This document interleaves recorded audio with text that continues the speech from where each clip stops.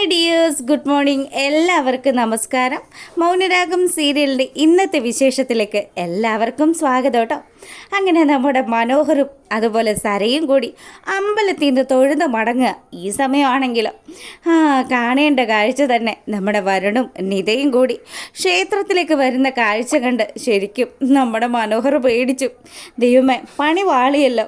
ഇനിയിപ്പം ഇവരെങ്ങാനും സരയുടെ അടുത്ത് സത്യങ്ങൾ പറഞ്ഞു കഴിഞ്ഞാൽ തീർന്നു. അതോടുകൂടി സരയുടെ കൂടെയുള്ള തൻ്റെ പൊറുതി അവസാനിപ്പിക്കേണ്ടി വരും. അങ്ങനെ നമ്മുടെ മനു ആണെങ്കിലോ, മോള് സരയും നീ കാറിൽ പോയിരിക്കും കേട്ടോ. മനുവേട്ടൻ എവിടെ പോകുന്നു? അതെ, ഞാൻ കുറച്ചുകൂടെ പ്രാർത്ഥിക്കാനുണ്ട്. എന്താണെന്നറിയില്ല മോളെ, പ്രാർത്ഥിച്ചിട്ട് അങ്ങോട്ട് തൃപ്തിയായിട്ടില്ല. ഇത് എന്ത് കഷ്ടമായത് മനുവേട്ടാ.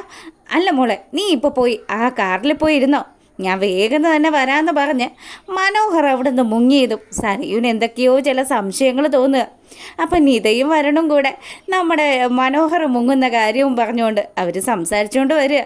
സരയുൻ്റെ പറ്റയിലെത്തിയതും സരയുനെ നിതയൊന്ന് ഇരുത്തി നോക്കി. അതിന് ശേഷമാണെങ്കിലും നമ്മുടെ മനോഹർ ശ്രീകോവിലിന് മുന്നിൽ പോയി നിന്ന് കൈകൾക്ക് കൂപ്പി, എൻ്റെ ദൈവമേ എന്തൊരു കഷ്ടമാണ്, അവരുടെ കൺമുന്നിൽ പെടുത്താതെ എന്നെ ഒന്ന് രക്ഷിക്കണേ എന്ന് പറഞ്ഞ് തിരിഞ്ഞതും ദാ നമ്മുടെ വരുണിൻ്റെ മുന്നിലേക്കാണ് തിരിഞ്ഞത്. വരുണാണെങ്കിലോ, എടാ മനോഹര, സുഖമാണോടാ നിനക്ക്? സുഖമൊക്കെ തന്നെയാണ്. അല്ല, നിങ്ങൾക്ക് സുഖമാണോ? പിന്നെ ഞങ്ങൾക്ക് സുഖം വേണ്ടേടാ, അതോ ഞങ്ങൾ ദുഃഖിക്കണോ? എന്താ വേണ്ടത്? ഞാൻ വെറുതെ ചോദിച്ചെന്നേ ഉള്ളൂ വരണേ. ഇനി എനിക്ക് ബഹളം വെക്കാനൊന്നും നേരെയില്ല, ഞാൻ പോട്ടെ. ഞങ്ങൾ കണ്ടു, അത് നിൻ്റെ ഏത് ഭാര്യയായിരുന്നു? സരയു അല്ലേടാ അത്? സരയു തന്നെയാ അത്.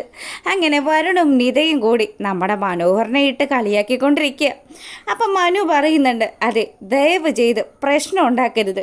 അവൾ സത്യങ്ങൾ ഇതുവരെ ഒന്നും അറിഞ്ഞിട്ടില്ല. അതുകൊണ്ട് ദയവ് ചെയ്ത് നിങ്ങളായിട്ട് സരയിനോട് സത്യങ്ങളൊന്നും പറയില്ലേ. അങ്ങനെ ഇവൻ സംസാരിച്ചു കൊണ്ട് നിൽക്കുമ്പം ദാ വന്ന് നിൽക്കുക നമ്മുടെ സരയും.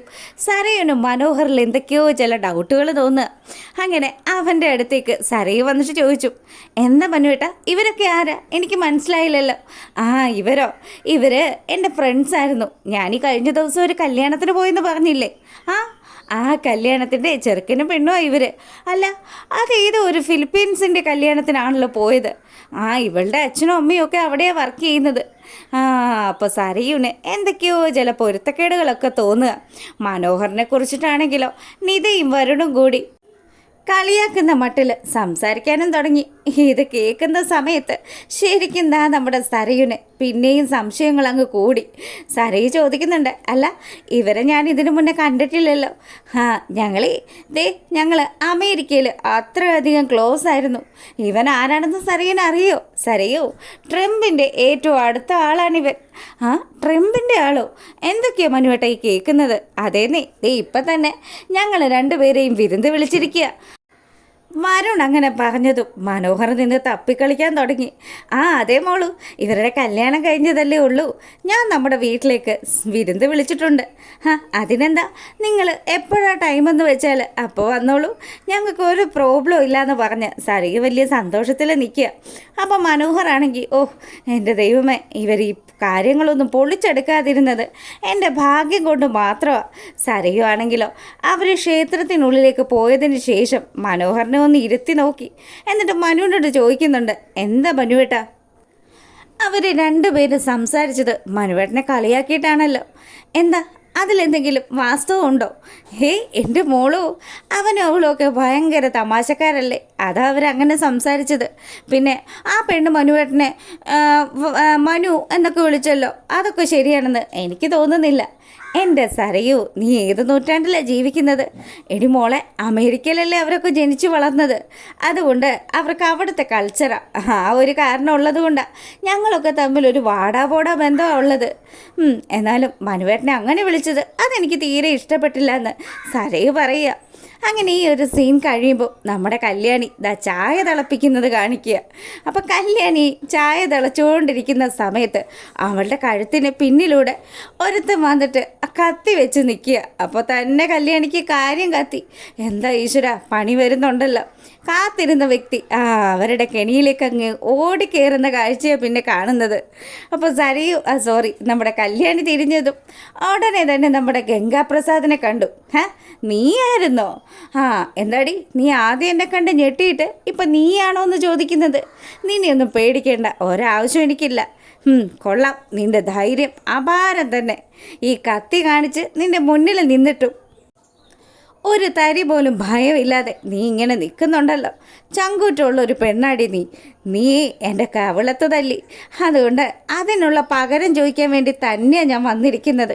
ഇന്ന് നിൻ്റെയും നിൻ്റെ ഭർത്താവിൻ്റെയും അവസാനത്തെ ദിവസം ആടിയെന്ന് പറഞ്ഞ് നമ്മുടെ കല്യാണിയെ പിടിച്ചു നിർത്തിയിരിക്കുക. അപ്പം കല്യാണിയാണെങ്കിലോ, ഒന്ന് മാറടാ അങ്ങോട്ട്. ചുമ്മാ വർത്തമാനം പറയാതെ. നീ എന്നും എന്നെ ഒരു ചുക്കും ചെയ്യില്ല. നിന്നെ കാത്തു തന്നെ ഇരിക്കുമായിരുന്നു ഞാനും. പിന്നെ എൻ്റെ ഭർത്താവിനെ ഒന്നും ചെയ്യരുത്. നിനക്ക് എന്നെ എന്ത് വേണമെങ്കിലും ചെയ്യാം. ഞാനാണല്ലോ എൻ്റെ ചേച്ചിയെ സഹായിക്കുന്നത്. അങ്ങനെ പറഞ്ഞാൽ എങ്ങനെയാണ് ശരിയാവുന്നത്? നിൻ്റെ അഹങ്കാരവും നിൻ്റെ ഈ തൻ്റെ ഇടവും ഒക്കെ കുറയ്ക്കുന്നൊരു ദിവസമായത്. എന്തായാലും നീ ആ കാർത്തികയെ സഹായിച്ച കാര്യം ആലോചിച്ച് ഇനി ജീവിതകാലം മുഴുവനും ദുഃഖിക്കേണ്ടി വരും. നിൻ്റെ ഭർത്താവിൻ്റെ മുന്നിലിട്ട് നിന്നെ ഞാൻ തീർക്കൂടിയെന്ന് ഗംഗാപ്രസാദ് പറഞ്ഞു. അതിന് ശേഷമാണെങ്കിലോ നമ്മുടെ മനോഹറും അതുപോലെ സരയും കൂടി കാറിൽ പോരുക. അപ്പോൾ പോരുന്ന സമയത്തും സരയുനും മനോഹറിന് നല്ല ഡൗട്ടുണ്ട്. സരയു ചോദിക്കുന്നുണ്ട്, എന്താ മനുവേട്ടൻ നിന്നിൽ നിന്നും എന്തെങ്കിലുമൊക്കെ മറയ്ക്കുന്നുണ്ടോ? അതെന്താ മോളെ നീ അങ്ങനെ ചോദിച്ചത്? നിനക്ക് ഇപ്പോഴും എൻ്റെ സംശയമാണോ? അല്ല, പലതവണയായി മനുവേട്ടൻ ഇതുപോലെ ക്ഷേത്രത്തിൽ വരുന്നതും ആരെങ്കിലുമൊക്കെ കാണുമ്പം പോയി ഒളിക്കുന്നതും ഒക്കെ എല്ലാം ഞാൻ ശ്രദ്ധിക്കുന്നുണ്ട്. മനുവേട്ട, ഒരു കാര്യം ഞാൻ പറഞ്ഞേക്കാം. മറ്റാരെക്കാട്ടിലും ഇന്ന് ഞാൻ എൻ്റെ മനുവേട്ടനെ ഏറ്റവും അധികം വിശ്വസിക്കുന്നത്. അങ്ങനെയുള്ള മനുവേട്ടൻ ഒരിക്കലും എന്നെ പറ്റിക്കരുത്. അങ്ങനെ പറ്റിച്ചെന്ന് ഞാൻ അറിഞ്ഞാൽ പിന്നെ ഒരിക്കലും എനിക്കത് പൊറുക്കാനേ സാധിക്കില്ല എന്ന് സരയും മനുവിനോട് പറയുക. ദൈവമേ, പുല്ല്, ഇത് വലിയ കഷ്ടമാണല്ലോ. ഇവളെ കൊണ്ട് ഒരു രക്ഷയില്ലല്ലോ എന്ന് ആലോചിച്ചുകൊണ്ട് മനോഹർ ആ കാര്യം നമ്മുടെ സരയിനോട് പറയുക. അതെ മോളു, ഇപ്പം നമ്മൾ അമ്പലത്തിൽ വെച്ച് കണ്ടില്ലേ, അവരത്ര നല്ല ആൾക്കാരൊന്നും അല്ല. അവർ ഭയങ്കര മോശം ആൾക്കാരാണ്. ആ കിരണും കല്യാണിയും ഒക്കെ ആയിട്ട് വലിയ ബന്ധമുള്ള ആൾക്കാരൊക്കെ തന്നെയാണ്. അതുകൊണ്ടാണ് ഞാൻ ആ ഒരു മൈൻഡിൽ നിന്നത്. പിന്നെ ഇന്നത്തെ ദിവസം എന്തായാലും കല്യാണിയും കിരണും തീരും. അതിനു വേണ്ടി ഒരാൾ കിരണിൻ്റെ വീട്ടിൽ കയറിയിട്ടുണ്ട്. മനുവേട്ടൻ പറയുന്നത് സത്യമാണോ? അതേ സരയൂ, ഞാൻ നിന്നോട് കള്ളത്തരം പറയുമോ? കള്ളത്തരം പറയില്ലായിരുന്നു. പക്ഷേ ഇപ്പോൾ എന്തൊക്കെയോ ചില കള്ളത്തരങ്ങൾ പറയുന്നുണ്ടോ എന്ന് ഒരു ഡൗട്ട് തോന്നുന്നുണ്ട്. നീ അത് വിടേണ്ട സരയൂ.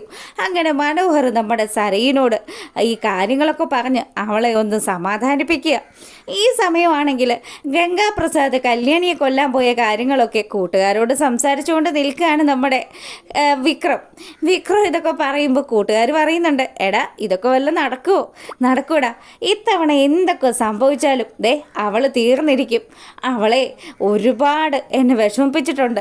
എൻ്റെ അച്ഛനും ഞാനും അമ്മുമ്മയും ഒക്കെ അത്രയും സന്തോഷത്തിലല്ലേ ജീവിച്ചത്.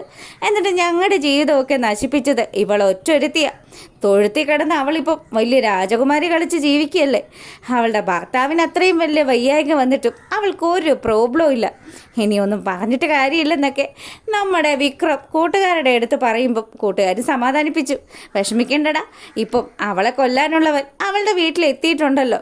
അതുകൊണ്ട് എത്രയും പെട്ടെന്ന് ആ കാര്യം കേൾക്കാനായിട്ട് നീ കാത്തിരുന്നു എന്ന്. പിന്നീട് ആ ഒരു സീൻ കഴിയുമ്പോൾ നമ്മളെ കാണിക്കുന്നത് നമ്മുടെ ഗംഗാപ്രസാദ് കല്യാണിയുടെ കഴുത്തിൽ കത്തിയും വെച്ച് കിരൺ കിടക്കുന്ന റൂമിലേക്ക് കയറി വരുന്ന കാഴ്ചയാണ്. അപ്പോൾ കിരണാണെങ്കിലോ ഓയ്യോ, ഈ കാഴ്ച കാണുമ്പോൾ തന്നെ ശരിക്കും അവനങ്ങ് ഞെട്ടി നിൽക്കുക. എന്തായാലും കയ്യിൽ കിരണും ഒരായുധം കരുതിയിട്ടുണ്ട്. അവിടെ എത്തിയ ഗംഗാപ്രസാദ് ആണെങ്കിലോ നമ്മുടെ കല്യാണിയെ കൊല്ലും. നിൻ്റെ മുന്നിലിട്ട് ഞാൻ ഇവളെ തീർക്കൂടാ. ഇപ്പം നിനക്ക് കാണാം. നീയും നിൻ്റെ ഭാര്യയൊക്കെ ആലോചിക്കും ആവശ്യമില്ലാത്തൊരു കാര്യത്തിൽ ഇടപെടേണ്ടിയിരുന്നില്ല എന്ന്. എന്തായാലും ഇന്നാണ് ആ ദിവസം. എൻ്റെ കവളത്തിൽ ഇവൾ തല്ലിയിട്ടുണ്ടെങ്കിൽ അതിനുള്ള പകരം ഞാൻ ഇപ്പം ചോദിച്ചിരിക്കും. നിനക്കറിയില്ല ഞാൻ ആരാണെന്നൊക്കെ പറഞ്ഞ് അവൻ വലിയ വീരവാദം അടിച്ചുകൊണ്ട് നിൽക്കുക. അപ്പോൾ കിരൺ എന്തൊക്കെയോ കാര്യങ്ങൾ മനസ്സിൽ കാൽക്കുലേറ്റ് ചെയ്തുകൊണ്ട് കിടക്കുക. അങ്ങനെ നമ്മുടെ കല്യാണിയുടെ കഴുത്തിന് പിടിച്ച് ഞെരിച്ചുകൊണ്ട് നിൽക്കുന്ന ഗംഗാപ്രസാദിനെ കിരൺ ചാടി ചവിട്ടി. അതിനുശേഷമാണെങ്കിൽ ഗംഗാപ്രസാദ് ശരിക്കങ്ങ് ഞെട്ടി. ഇതെന്താ സംഭവിക്കുന്നത്? ഇവനല്ലേ തളർന്ന് കിടന്നേച്ചത്. അപ്പം ഇവൻ പെട്ടെന്ന് ഇങ്ങനെ എഴുന്നേറ്റ് ആക്രമിക്കുമെന്നുള്ള കാര്യം പുള്ളിക്കാരന് ഒരു രീതിയിലും ഓർത്തതേയില്ല. അങ്ങനെ കിരണും ഗംഗാപ്രസാദും തമ്മിൽ ഗംഭീരമായിട്ടുള്ള ഒരു സംഘട്ടനം നടക്കുക. നീ എന്താടാ വിചാരിച്ചിരുന്നത്? നീ ആദ്യം നല്ല പിള്ള ചമഞ്ഞ് ഞങ്ങളുടെ അടുത്ത് വന്ന സമയത്തും നിന്നിൽ എന്തൊക്കെയോ ചില ഡൗട്ടുകൾ തോന്നിയത് കൊണ്ട് മാത്രമാണ് ഞാൻ ഈ സത്യങ്ങളൊന്നും നിന്നോട് വെളിപ്പെടുത്താതിരുന്നത്. എന്തായാലും നീ ഇപ്പം ഈ കാണിച്ചു കൂട്ടിയതിനൊക്കെ നിനക്ക് സമ്മാനം തരാതെ വിടാൻ പറ്റില്ലല്ലോ. പാവപ്പെട്ട കാർത്തികയും അതുപോലെ എൻ്റെ അമ്മയെയും എൻ്റെ അച്ഛനെയും ഇപ്പം എൻ്റെ ഭാര്യയും കൈവച്ച നിന്നെ ചുമ്മാ വിടാൻ പറ്റത്തില്ലല്ലോ. അതുകൊണ്ട് നിനക്കുള്ള സമ്മാനം ഞാൻ അന്നേ ഓങ്ങി വെച്ചതാ. നീ എന്താ വിചാരിച്ചത്? നീ അന്ന് എന്നെ ഉപദ്രവിച്ചിട്ട് ഞാനത് കണ്ടുപിടിക്കില്ലെന്നാണോ? ഇപ്പം എന്തായാലും ഇതിനൊക്കെയുള്ള ഒരു പകരം ചോദിക്കുന്ന സമയം എത്തിയിരിക്കുന്നതെന്ന് പറഞ്ഞ് കിരൺ നമ്മുടെ ഗംഗാപ്രസാദിനെ എടുത്ത് അങ്ങ് അമ്മാനോ ആടുക. ഗംഗാപ്രസാദ് നല്ല അടിയൊക്കെ കൊണ്ട് ചതഞ്ഞ് നിൽക്കുമ്പം അവിടെ കണ്ട ഒരു മറ്റേ ഈ ചെടിയൊക്കെ തൂക്കിയിടുന്ന ആ ഒരു സാധനം വെച്ചിട്ട് നമ്മുടെ ഗംഗാപ്രസാദിൻ്റെ കഴുത്തിന് ചുറ്റി വരികയാണ് കിരൺ. അപ്പോൾ ഇതൊക്കെയാണ് ഇന്നത്തെ വിശേഷം. എന്തായാലും കിരണും നമ്മുടെ കല്യാണിയും കൂടി ഗംഗാപ്രസാദിന് വേണ്ടി കരുതി വെച്ചിരുന്നത് ഒരു ഗംഭീര ട്രീറ്റ് തന്നെയാണ്. ഇനി ഇതിൻ്റെ ബാക്കി കഥയുമായിട്ട് വൈകുന്നേരം വരുന്നതായിരിക്കും. ഇന്നലെ നല്ല മഴയായിരുന്നു, അതുകൊണ്ടാണ് കേട്ടോ വീഡിയോ ഇടാതിരുന്നത്. അപ്പോൾ ഓക്കെ, താങ്ക്